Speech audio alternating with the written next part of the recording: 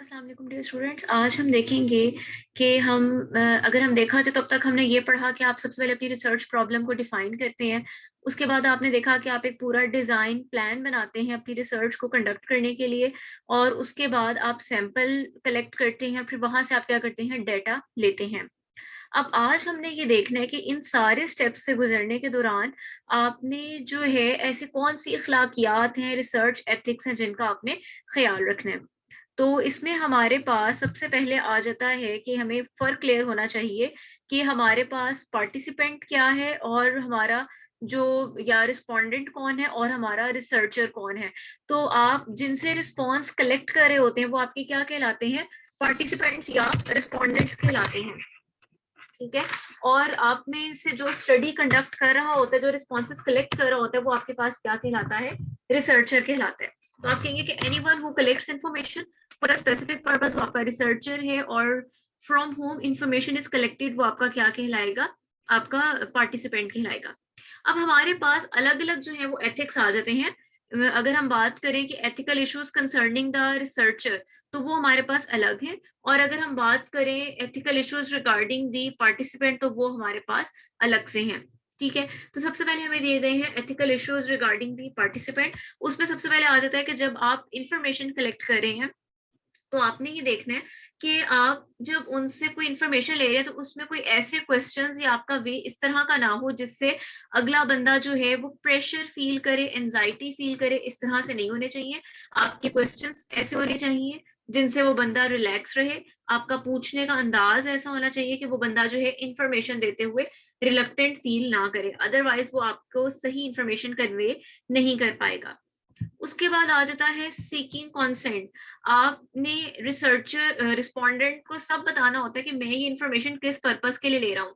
आपसे कोई आकर आपके घर के बारे में, आपकी फैमिली बैकग्राउंड के बारे में, आपकी इनकम के बारे में इंफॉर्मेशन ले ले, ठीक है, तो आप तो उसके बारे में डाउटफुल हो जाएंगे ना कि ये मेरे से इस तरह का डाटा क्यों ले रहा है।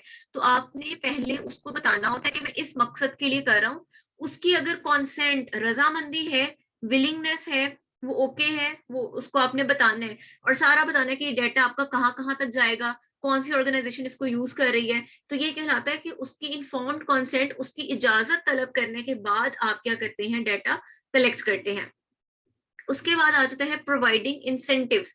बाजुकात ये भी हो सकता है कि आप रिस्पोंडेंट्स को कोई इंसेंटिव, इंसेंटिव यानी जिसमें कोई कोई रिवॉर्ड जो है वो प्रोवाइड कर दें। ठीक है। जैसे फॉर एग्जांपल मैं क्लास में से 5 बच्चों को बुलाती हूँ और मैं उनसे डाटा कलेक्ट करती हूँ और उसके बाद मैं उनको कोई छोटी सी ट्रीट दे देती हूँ, तो वो उनका क्या कहलाएगा, इंसेंटिव कहलाएगा। बट इसमें एथिकल चीज ये है, ऐसा नहीं कि मैं उनको पहले वो ट्रीट या वो इंसेंटिव दे दूं। उससे क्या होगा कि वो हो सकता है कि आंसर्स जो है उसमें बाइसनेस आ जाए, वो उस तरह के आंसर्स को रिपोर्ट करें जिससे वो कहें कि हम इस बंदे को खुश कर दें। तो ऐसा नहीं होना चाहिए। आप इंसेंटिव दें, बट एथिकल ये है कि जब वो आपको डेटा प्रोवाइड कर दें तो उसके बाद आप उनको इंसेंटिव्स प्रोवाइड करें। उसके बाद आ जाती है सीकिंग सेंसिटिव इंफॉर्मेशन। कुछ इंफॉर्मेशन होती है, अगर आप उस बंदे के जात के बिल्कुल मुतालिक ही नहीं, हो सकता है वो बंदा अपनी एज बताने में, अपनी इनकम के बारे में बताने में, अपना मैरिटल स्टेटस, इनको बताने के बारे में रिलक्टेंट हो।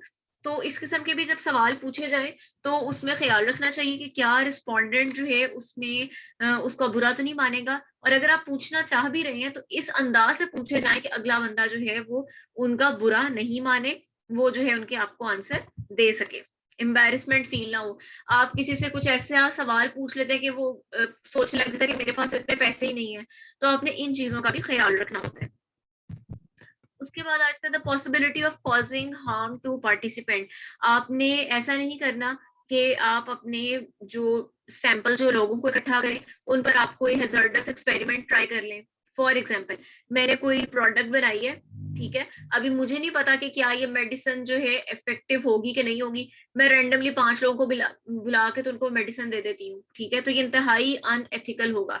तो हमेशा आपने अपने पार्टिसिपेंट्स का ख्याल रखना होता है। आपकी रिसर्च से उनको किसी भी किस्म का हार्म नहीं पहुंचना चाहिए। वो चाहे आपका कोई हैजर्डस एक्सपेरिमेंट हो, कोई एंजाइटी उससे उनको ना हो, ठीक है, आप कोई ऐसा सवाल ना पूछे जिनसे उनकी दिल आजारी हो, उनके मजहब से रिलेटेड कोई ऐसी बात ना हो। तो ये आपने इन सब चीजों को देखना होता है। उनकी कोई ऐसा ना हो कि जिसमें उनकी इंसल्ट हो जाए, ठीक है, डिमीनिंग, यानी ऐसा ना हो कि जिसमें आप उनकी सेल्फ रिस्पेक्ट को हर्ट करें। तो आपने इन सब चीजों को देखते हुए करना होता है। उसके बाद आ जाता है मेंटेनिंग कॉन्फिडेंशियलिटी। कॉन्फिडेंशियलिटी, आपने अपने रिस्पोंडेंट्स का जो डेटा लिया है वो अब आपके पास एक सीक्रेट है, ठीक है, आपने उसको जो है सेफ रखना है। और उस बंदे की जो आइडेंटिटी है उसका, वो मे बी उसके अंदर जो इन्फॉर्मेशन आपने मांगी है, उसकी एज, उसका जो है वो, उसका सैलरी या उसकी जो भी चीजें हैं, वो उसके लिहाज से उसका सीक्रेट हो सकती हैं, जो उसने आप पे ट्रस्ट करके कि आपको एक इन्फॉर्मेशन चाहिए उसने वो शेयर की है। अभी आपका काम है कि आप अपने डाटा को क्या रखें, मैनेजेबल इस तरह रखें कि उस बंदे की इंफॉर्मेशन क्या रहे, महफूज रहे, ठीक है। फॉर एग्जाम्पल, मैं इस तरह का डाटा लेती हूँ और मैं किसी जो है ऐसी जगह पर इस डाटा को पब्लिक कर देती हूँ कि कोई भी ऑर्गेनाइजेशन इससे जो है वो उस बंदे को अप्रोच कर ले, ठीक है। तो ये क्या होगा, मैंने उसके साथ क्या किया, एक अनएथिकल बिहेवियर किया कि मैंने उस बंदे की राजदारी को मेंटेन नहीं रखा, ठीक है। अब ये वो पॉइंट्स थे जो आपने on the age of participant अपने जहन में रखने हैं कि इन एथिक्स का आपने ख्याल रखना है। अब रिसर्चर की साइड पे कौन कौन से अगले आते हैं, ethical issues related to the researcher. अब इसमें पहला आ जाता है अवॉइडिंग बाइस। बाइसनेस, आपने जो है इंतहाई रिसर्च में अनएथिकल चीज है कि आप अपनी पसंद के रिजल्ट्स को हाईलाइट करें और जो एक्चुअल रिजल्ट्स आ रहे हैं उनको आप छुपा लें। तो और रिसर्चर के एज पर ये बात आती है कि उसने बाइसनेस को जो है अवॉइड करना है। जैसे रिजल्ट्स आ रहे हैं, चाहे वो वैसे रिजल्ट चाहता था आए या चाहे वो नहीं चाहता था, जो रिजल्ट आ रहे हैं उन्हीं को हाईलाइट करना चाहिए। तो बाइस क्या है, इज अ डेलिब्रेट अटेम्प्ट, अपनी मर्जी से अटेम्प्ट ये करना कि जो इन्फॉर्मेशन दिल कर रहा है स्टडी का पार्ट उसको छुपा लेना, और जिस पार्ट को आप चाहें वो चाहे इतनी अप्रोप्रिएट ना भी उसको बिला वजह हाईलाइट कर दें। तो ये आपकी क्या है, काम है, बाइसनेस आ जाएगी, ये रिसर्चर को नहीं करना। उसके बाद है प्रोविजन और डिप्राइवेशन ऑफ अ ट्रीटमेंट।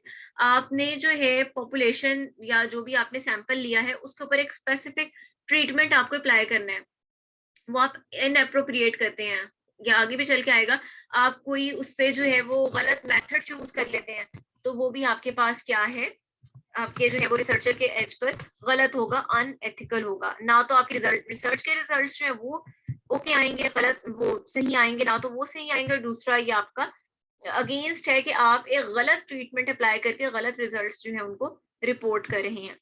उसके बाद आता है using in appropriate research methodology. आप अपना अगर कोई लैब में एक्सपेरिमेंट रन कर रहे हैं, आप उसके लिए कोई ऐसा मेथड यूज कर दें उसके लिए है ही नहीं, ठीक है, और उसमें कोई चीज सॉल्युबल नहीं हो रही, या अगर आप जो है कन्वर्सेशन का या इंटरव्यूइंग का मेथड ऑप्ट कर रहे हैं, तो उसमें आप कोई ऐसा रिसर्च मेथड अप्लाई कर देते हैं जो उस स्पेसिफिक रिसर्च टॉपिक के लिए है ही नहीं, ठीक है। तो उससे भी क्या होगा, एक अनएथिकल बात ये कि इससे आपके गलत रिजल्ट्स आएंगे और आप उन गलत रिजल्ट्स को लोगों के सामने पब्लिश करेंगे, तो ये भी आपकी क्या है, अनएथिकल है कि आप एक ऐसे मेथड या प्रोसीजर को यूज करें जो कि आपकी उस रिसर्च प्रॉब्लम के लिहाज से रेलिवेंट नहीं है। उसके बाद आ जाती है इनकरेक्ट रिपोर्टिंग। आप अपने रिजल्ट्स कुछ और आए, ठीक है, फॉर एग्जांपल आपके रिजल्ट्स ये आए कि जी मेरे पास इस टैबलेट के अंदर जो है फ्ला कंपाउंड 10 मिलीग्राम है, ठीक है, लेकिन आपको पता था कि 10 मिलीग्राम होना तो सही नहीं है, ठीक है, परमिसिबल लिमिट नहीं है। तो आप क्या करते हैं, उस वैल्यू को खुद ही से कम करके कह देते हैं कि नहीं ये तो 7 मिलीग्राम्स है और ये विद इन परमिसिबल लिमिट्स है। तो ये क्या किया आपने, अपनी रिसर्च के रिजल्ट्स को चेंज किया और एक गलत इनकरेक्ट रिपोर्ट जो थी वो आपने दी, चेंजेस लैंड्स उसके अंदर आपने ऐसी तब्दीलियां लाए जो कि गलत है, ठीक है, अपने एज को, अपनी रिसर्च को सही साबित करने के लिए। तो ये क्या है, इंतहाई अनएथिकल है। नेक्स्ट हमारे पास आ जाता है इनअप्रोप्रिएट यूज ऑफ इंफॉर्मेशन। ये भी पॉइंट हम पहले डिस्कस कर चुके हैं कि आपके पास use of information that is directly और indirectly adversely affects the respondent is ethical. अच्छा, आपने जो भी इंफॉर्मेशन इकट्ठी की है अब वो आपके अपने जिम्मे है कि आपने उस इंफॉर्मेशन को क्या करना है, जिस मकसद के लिए कलेक्ट किया है आपने उसी मकसद के लिए उसको यूज करना होता है, ठीक है। It is ethical to ask questions provided to tell respondents of the potential use of the information including the possibility of its being used against some of them and you let them decide if they want to participate। आप अपने questionnaire में ऊपर clear बताएंगे कि ये data किस किस purposes के लिए कहाँ कहाँ जो है वो यूटिलाइज होगा, ठीक है, और आप सारे जो उसके पॉइंट्स हैं उसको बताएं। अगर पार्टिसिपेंट चाहे तो वो उसमें पार्टिसिपेट करे, उसके एज पर अब ये है, आपने उससे कोई भी चीज हाइड नहीं रखनी, ठीक है। ये हमारे थे कुछ मेन रिसर्च एथिक्स। इसके अलावा भी कुछ रिसर्च एथिक्स हैं जो हमारे इस टॉपिक के अलग से दिए गए हैं, इन नोट्स के आखिर में नेक्स्ट लेक्चर में हम देखेंगे कि वो कौन से रिसर्च एथिक्स हैं, ठीक है।